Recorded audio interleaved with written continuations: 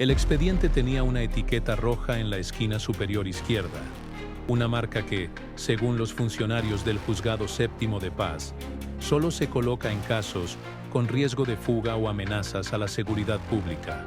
Esa mañana, el pasillo olía a humedad y a papelería vieja, pero en el ambiente se sentía otra cosa. Nervios, tensión, una especie de euforia contenida. Afuera, 3 patrullas custodiaban la entrada. Adentro, 2 mujeres escuchaban en silencio la decisión que marcaría su futuro inmediato. Detención provisional. Elizabeth Saraí Canales, Medrano y Adriana Michelle Mata Beltrán no se inmutaron. Ni una lágrima, ni una súplica. Ambas habían sido capturadas días antes en los condominios Lomas de Versalles, una zona residencial de la capital que se volvió de pronto escenario de una operación policial coordinada. La Fiscalía General de la República, FGR, había seguido una pista durante semanas.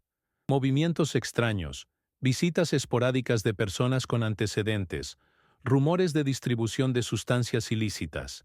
El 31 de mayo, el operativo se ejecutó con precisión quirúrgica. Al ingresar al apartamento, los agentes encontraron 450.663 gramos de metanfetamina, valorados en 15.773,55, 323,06 gramos de marihuana, por 1.140,40, una balanza digital, y 2.855 cereciaros en efectivo. También hallaron libretas con nombres y cantidades. Posible evidencia de distribución. Lo que más llamó la atención fue la presentación del lugar. No había rastro de desorden.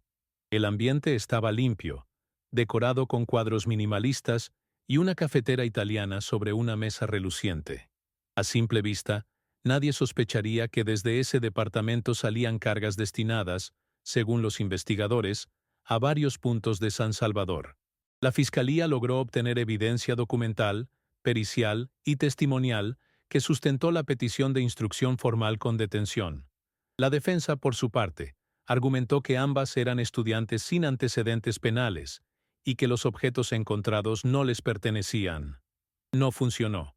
El caso desató una reacción en cadena. En las calles, algunos residentes de Lomas de Versalles expresaron su sorpresa. «Aquí uno cree que está seguro», dijo un vecino que prefirió el anonimato. Pero todo cambia en un segundo. Otros, en cambio, afirmaron haber visto movimientos inusuales: bolsas pequeñas, visitas nocturnas, autos con placas cubiertas. En los medios, los titulares hablaban de un golpe al microtráfico en zonas residenciales y de la estrategia del narcomenudeo camuflado. La narrativa oficial destacaba la eficacia del Plan Control Territorial, mientras algunos analistas señalaban que este tipo de casos, aunque llamativos, no modifican sustancialmente el flujo del narcotráfico en el país. Políticamente, el caso tuvo eco inmediato. Diputados del partido Nuevas Ideas elogiaron el trabajo de las fuerzas de seguridad y lo usaron como ejemplo del éxito de las políticas de seguridad del presidente Bukele. «Esto es lo que pasa cuando se aplica la ley sin excepción», dijo en conferencia la legisladora Azucena Ramos. La oposición, sin embargo, cuestionó la falta de un enfoque estructural. «Necesitamos más que capturas. Necesitamos oportunidades, prevención, inversión social», declaró el diputado Carlos Navarro del FMLN. En redes sociales, el debate se polarizó rápidamente. Unos exigían condenas ejemplares. Otros hablaban de montaje. En la sala de audiencias, las 2 acusadas permanecieron impasibles. Elizabeth, de 28 años, había estudiado parte de una carrera en enfermería. Adriana, de 24, cursaba diseño gráfico. Ninguna tenía antecedentes. Según fuentes cercanas al proceso, fue clave el testimonio de un informante que aseguró haber comprado sustancias directamente en el apartamento. Ese testimonio, aunque no grabado, fue respaldado por peritajes forenses sobre las huellas y rastros de sustancias en los muebles. La fiscal a cargo, Ingrid Molina, insistió en que no se trataba de usuarias, sino de distribuidoras con conocimiento y logística. La jueza firmó la resolución sin dudar. La instrucción formal con detención fue ratificada. Las acusadas fueron llevadas a una celda en el centro penal de Ilopango. Afuera, una mujer, la madre de Elizabeth, gritó a los periodistas que todo era un error. «Mi hija no es una criminal», repetía con desesperación. Nadie la escuchó. La imagen final de esa jornada quedó grabada. Dos mujeres escoltadas por agentes con el rostro cubierto, atravesando el pasillo del juzgado bajo la mirada de medio país. Las cámaras captaron cada paso. La pregunta que quedaba flotando no era solo si eran culpables, sino qué revela este caso sobre la justicia, el poder y la guerra contra las drogas en El Salvador. El traslado al centro penal de Ilopango fue silencioso, pero no invisible. Dos camionetas blindadas, una patrulla y una escolta motorizada recorrieron la autopista sin detenerse. Dentro, Elizabeth Saraí y Adriana Michel no intercambiaron palabras. En la bitácora del traslado solo se registraron 3 datos: hora de ingreso, estado físico de las detenidas y nivel de riesgo. Ambas fueron clasificadas como nivel medio, aunque la Fiscalía había solicitado el máximo. Organización y conocimiento logístico fue la frase clave en el expediente. La celda asignada tenía capacidad para 4, pero desde ese día quedó bloqueada para visitas, salvo autorización judicial. La decisión del Juzgado Séptimo de Paz fue replicada casi de inmediato en la cadena institucional. La Policía Nacional Civil reforzó los patrullajes en complejos residenciales de alto perfil. La FGR anunció un mapeo de distribución urbana, con énfasis en zonas sin antecedentes. Y desde Casa Presidencial, el mensaje fue inequívoco: el crimen no tiene privilegios.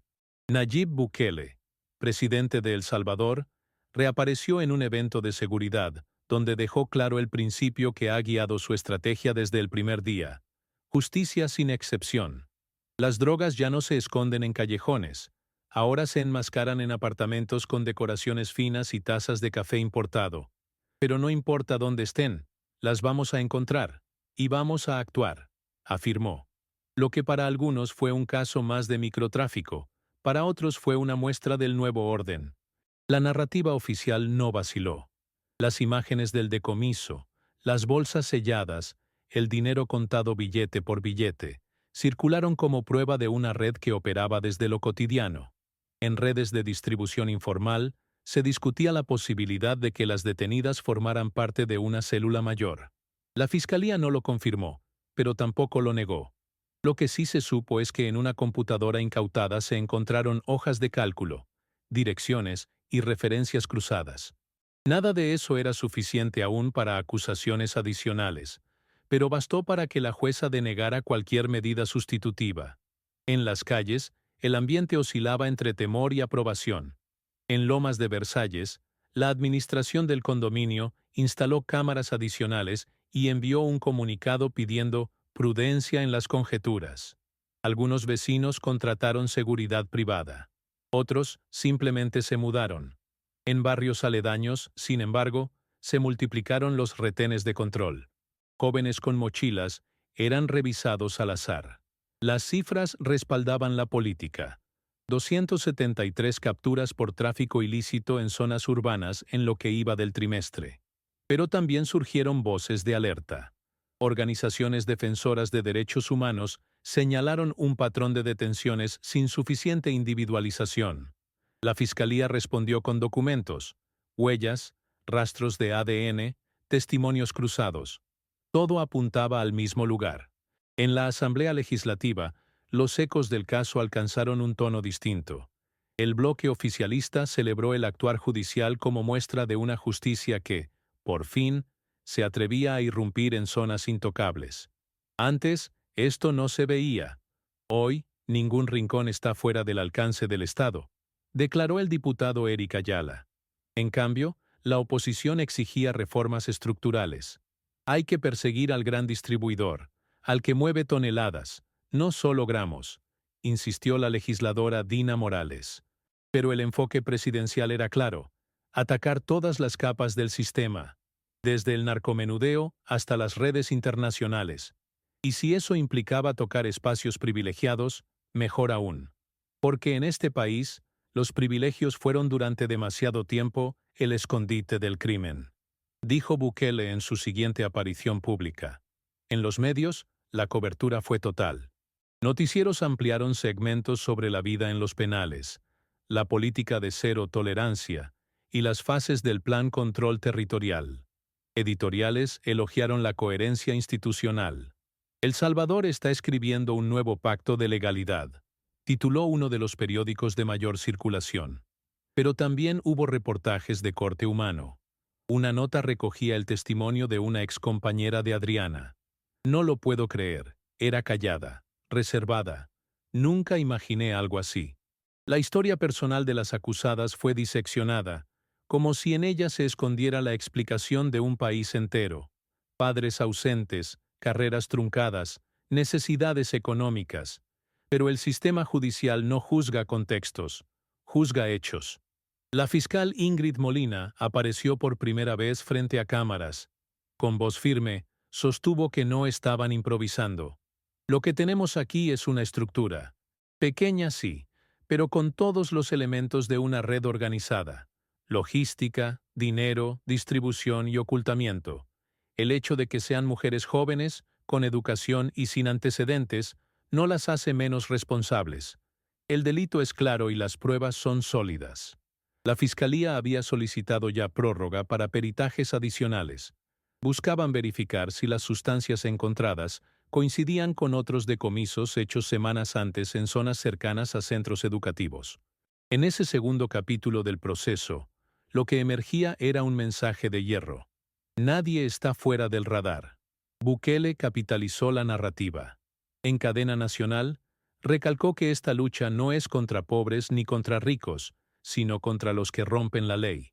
Se acabó la impunidad con apariencia de decencia. El que trafica, responde. El que distribuye, cae. Y el que protege, también pagará. Esta es la nueva justicia salvadoreña, eficaz, firme y sin miedo. En Ilopango, las celdas se cerraron a las 6 de la tarde. Las dos mujeres no habían pedido visitas. Ninguna escribió cartas. Ninguna se quejó. Como si entendieran que ahora el silencio era su único refugio. Afuera, en cambio, el país hablaba. Y lo hacía en voz alta. Porque lo que empezó como una detención más, se transformó en una reafirmación del principio más temido por los viejos poderes. En El Salvador, bajo Bukele, la justicia ya no distingue apellidos, estudios ni zonas residenciales. Ilopango amaneció con una fila más larga de lo habitual frente al portón de visitas. Adentro, el protocolo era el mismo de cada día: conteo, revisión, silencio. En el pabellón de mujeres, Elizabeth y Adriana ocupaban extremos opuestos. Las custodias dijeron que no se hablaban. El expediente clínico de ambas no reportaba alteraciones emocionales significativas, salvo un cuadro de ansiedad controlado en la segunda semana. Pero más allá de los muros, la historia ya no era solo sobre dos mujeres acusadas de tráfico, sino sobre el mensaje que el Estado había decidido enviar. El caso fue retomado en una cadena judicial extendida. La Fiscalía presentó ampliaciones del análisis forense. Se identificaron restos de metanfetamina en el sistema de ventilación del apartamento. Una firma digital en una hoja de cálculo cruzó el nombre de Elizabeth con una cuenta bancaria que registró movimientos atípicos los 3 meses anteriores a la captura. Adriana fue vinculada a registros de encomiendas con remesas de mercancía desde Soyapango. La defensa solicitó nuevas pruebas periciales, alegando que la evidencia no era concluyente. Pero la jueza denegó. El proceso siguió sin modificaciones. Detención provisional vigente. Acusación por tráfico ilícito con agravantes. En las calles, algo cambió. En las colonias donde antes se normalizaban los rumores de ventas discretas, comenzaron a aparecer patrullas constantes, controles itinerantes y operativos nocturnos. Tras la captura, se intensificaron los operativos en zonas similares, y en poco tiempo se documentaron decenas de detenciones en escenarios comparables. La narrativa oficial fue clara. El narcomenudeo había mutado, y el Estado estaba respondiendo con fuerza quirúrgica. Nayib Bukele, en su mensaje más reciente, lo dijo sin rodeos. Cuando la ley se vuelve universal, el miedo cambia de bando. En la Asamblea Legislativa, La bancada oficialista propuso una reforma para endurecer las penas por tráfico en entornos residenciales.